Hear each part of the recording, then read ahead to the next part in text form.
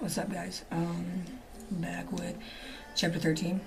Like I said, I apologize for how graphic the last chapter was, but the story just continues to get better.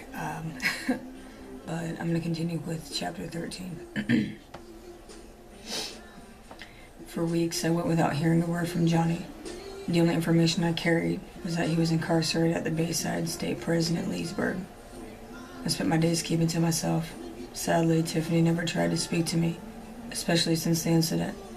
I worked constantly to stay busy, and then come home just to stay up late to talk with Sky.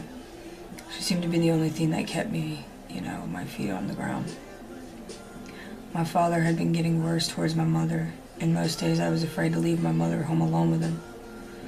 The more the years go by, the more my father's liver decomposed while drenched in alcohol. It only made him meaner as time lagged on. The other night, I had to put my father in a chokehold just because he wouldn't get off of her. The cuts across my eye and forehead still burned from the glass that was thrown my way. I only stopped myself from choking him until he passed out when my mother forced me just to release him. I couldn't stand seeing her cry. I repeatedly begged her to leave him, to pack her shit, and we'd run away to somewhere safe. Anywhere but here. She just shook her head, telling me, No, Mallory, we can't leave. He'll kill us both. I couldn't believe her selfishness. It made me angry at her, to where I just stopped caring when I shouldn't have. After a long day out on Mr. Rick's boat with Trent, I entered my house reeking of alcohol and suntan oil. My mother was slumped over on the couch, with blood coming from her nose and mouth. I stumbled my way over to her, crashing into the lamp as we both hit the floor. The sound scared me as I stood up and then tripped over my feet once again, falling into my mother's lap. I sat her up, trying to shake her awake. In sheer panic, I placed my middle and index finger to her jugular in search of any life that still flowed through her veins. Once reality set in, I dropped her limp body onto the floor, attempting CPR, but my mother's lungs refused to breathe. No, come on, Mama, please breathe. Breathe for me, I cried. God damn it. Coming to terms with my mother already past the point of being saved, and soon forced to know how to lurk around me, I held her tightly in my arms for hours, just crying. My father never came home. My phone was dead, and I never felt so helpless in my entire life. Having to make the next step, I gently laid my mother over onto her side and went to find my phone charger. Once it had enough battery charge, I immediately pulled myself together and dialed 911. Paramedics were over within seconds, busting through the door. I sat like a child with my arms locked around my knees, watching them strap my mother to a gurney. One EMT motioned for me to come along for the ambulance ride. The sincere suggestion had my stomach churn. I felt sick watching my mother's lifeless body bounce around from every bump in the road. All I could do was cry. Cry until I was dehydrated to the point of gagging on my own tongue. The female paramedic sitting across from me squeezed my hand for comfort. If I didn't have any better control, I would have loved to impulsively clasp my hands around her throat, letting her see just how sensitive I felt. Hours later, I sat in the emergency room for what a lifetime had, so it seemed, before a doctor had come out to see me. I left my father voicemail hours ago, hoping that he'd have the courtesy and respect to show up. To reduce my back pain, I leaned over another chair, propping my legs up while my cell phone charged into the wall. Malice. Mally? Hey, son. I jumped into my father, rushing to the automatic doors. Giving no words, my father pulled me into his embrace, held me like if I were a kite, longing to drift away the moment that he dared to let me go. I drastically gasped, trying to breathe and accept my father's sincere affection. I haven't felt this in years. I had forgotten what it was like to be held by my father. It ignited a spark in my cold, hollowed-out heart as I magnetized my arms tightly around his body. Mr. Quinton? A voice asked. We both turned to see a doctor in turquoise scrubs, holding a clipboard and expressing sympathy. Yes, my father answered. Your wife was pronounced dead on arrival. We just got full results from the coroner. They say she had passed, it seemed, hours before she was brought into the light of medical help. My deepest condolences go out to you and your family, sir. I'm so sorry for your tragic loss. If you wish to say goodbye, you may. A nurse will come and discuss the deceased paperwork. Take care, Mr. Quentin. He shook my father's hand. We followed the doctor to the room my mother was in. It was cold and bright, medical tools and other bullshit lied about. A nurse was getting ready to transport my mother to the morgue. But my father stopped her, asking for just a moment alone. Once granted, my father fell over to my mother's bedside, sobbing like any other grown man would do in public. I got on my knees, holding my father in one arm, and the other grasping the cold, pale hand of my mother. We held the burial 3 days later down at Gardner Funeral Home. We flew down the Atlantic City Expressway in a long funeral procession. I felt my Adam's apple pinch against my collar from wearing my tie so tight. I looked just as rough as my father did, with an unshaven face and dark lines beneath my eyes from the lack of sleep. Standing at the podium, I shared my emotions briefly before excusing everyone. Looking through dark lenses, I saw Tiffany seated to my left, 2 rows back, holding onto Trenton's hand, with Bree clutched to his other side. Towards the back, I noticed a familiar necklace clinging onto the neck of a woman wearing a black veil. Nikki raised her eyes directly meeting mine, running her tongue across ruby red lipstick. I loosened my tie before stepping away from the podium and advancing down the aisle of mournful faces. Along the way, I received my final hugs from distant family members and close friends. Trent approached me, hiding his disheartening eyes behind a pair of Ray-Bans. If you need anything, please don't hesitate to call. Take as much time off as you need to mourn and heal that heart of yours. I held him tightly in my arms, thanking him. I appreciate your compassion, but I need to work in order to keep my mind far from depressive thoughts. Take at least a day or 2 to clear your head and relax. Regain your sense of living and the compatibility of actually feeling again. Talk to Sky. She seems to be a great help to you lately, and you'll need it once all this madness settles in. I love you, Mally, and always will. Yeah, now let's just know that we're all here for you if you need anything, Colton added. Thanks, you guys. You're my brothers, and it shall ever remain so.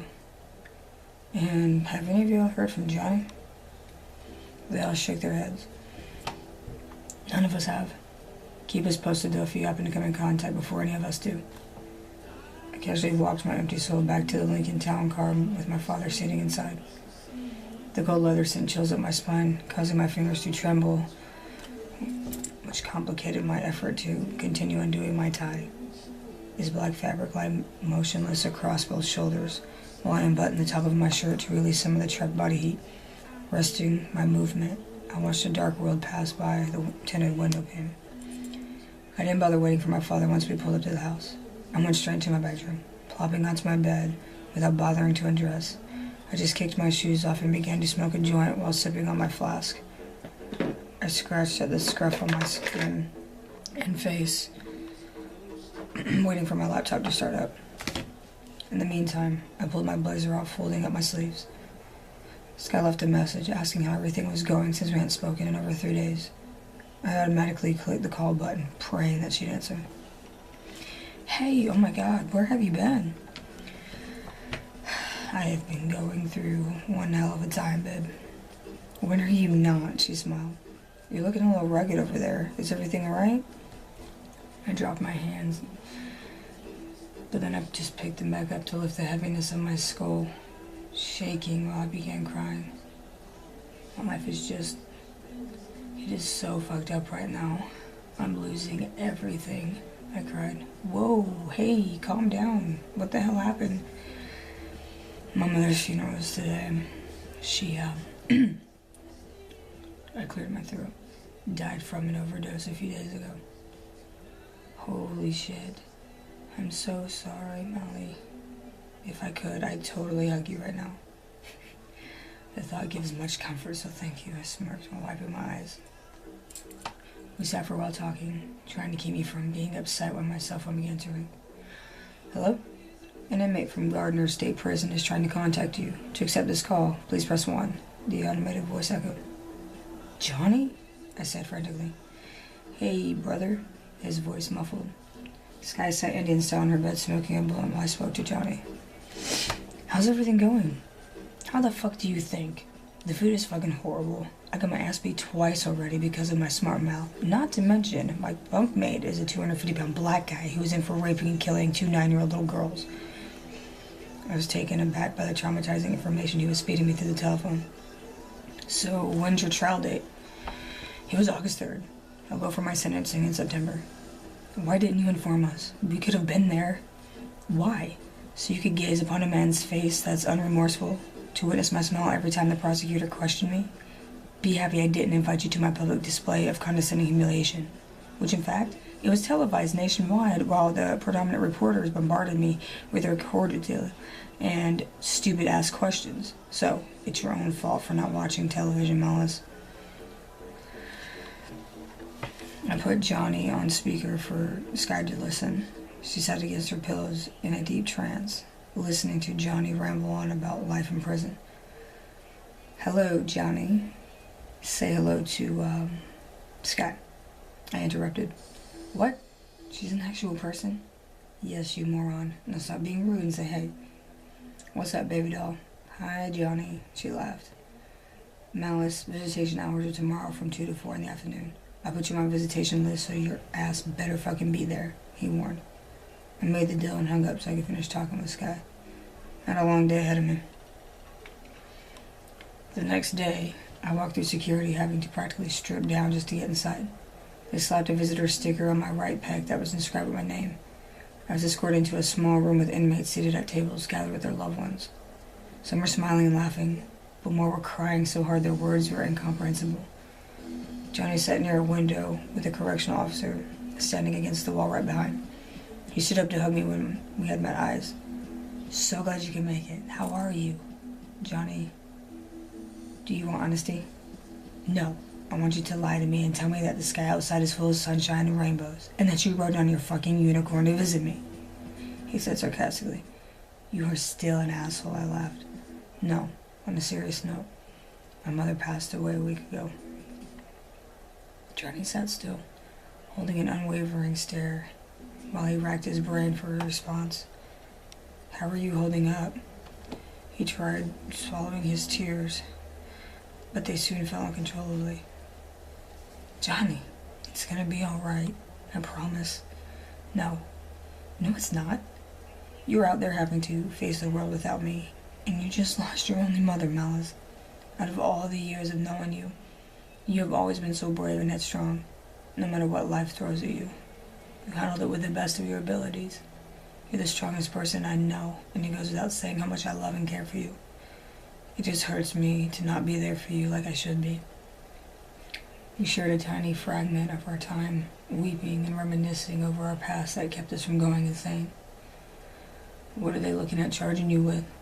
Aggravated assault, murder in the first degree, and illegally concealing a handgun that wasn't registered to me, and several other ridiculous things.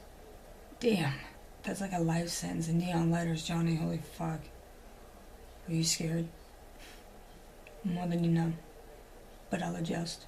If they pin me with those charges, letters will be the only thing keeping us in contact for a while. Look out for my Shab brother, and keep him out of places like this. Along with the rest of you, live your lives and be adventurous for me. I want to know every detail, even about anyone you end up with. And don't write me off just because I'm stuck in here. I wouldn't. I can promise you that. The correctional officer yelled, "Time's up," having all the inmates say their final goodbyes. Afterwards, they all lined up waiting to re-enter the rest of the facility. You will see me again, someday. Don't lose hope. My advice to you is keep working with Trent. Get that money you have, save it up, buy a plane ticket and go see that girl you've been talking to. Get the fuck out of here. This world has so much more to offer you outside of Jersey. I wonder if she doesn't agree to it being a good idea. I mean, we have only text messaged each other and talked over Skype. That's our only communication. So what? What have you got to lose, Mally? You want her, don't you? Well, yeah, I stammered. Then go fucking get her. Love her like you've never loved in your life thus far. Marry her, have children, and be happy for fuck's sake. Easy there, Tiger. I put my hands up. I'm just saying. Fulfill the things I will never be able to do. Don't you ever become a boring, pitiful fuck either. Choke them when necessary. He winked, falling in line with the rest of the inmates. On the ride home, all I thought about was everything Johnny and I had discussed. He was right. I needed to get the hell out of here and start over somewhere new. Just like my mother used to talk about when I was a little boy. I believe that Sky and I had built up a pretty sturdy relationship, regardless of it being over the internet. The only problem with this was it was the first time we'd ever encountered our feelings. I guess I never really took the time to sit around and think about whether or not I did have affectionate feelings towards her. I knew I trusted her, and that I was dying inside to meet her. But I've always been held back by bashfulness and the animosity of rejection. It's been several months since we began talking. I didn't see what harm it could possibly cause. Like Johnny said, what do I have to lose? Alright guys, that was chapter 13, and I'll probably be back with just one more for the day. We have 2 more before the book's over with completely, so I hope that you guys are really enjoying this. I'm having a great time doing it for you guys, so thank you for tuning in.